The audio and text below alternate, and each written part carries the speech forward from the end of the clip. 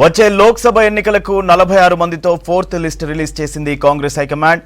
మధ్యప్రదేశ్ రాజ్గఢ్ నుండి సీనియర్ నేత దిగ్విజయ్ సింగ్ పోటీ చేయనున్నారు.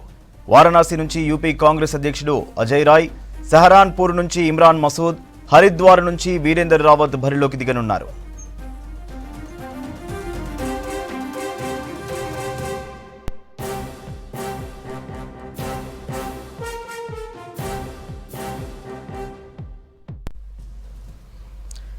వచ్చే లోక్సభ ఎన్నికలకు 46 మందితో ఫోర్త్ లిస్ట్ రిలీజ్ చేసింది కాంగ్రెస్ హైకమాండ్.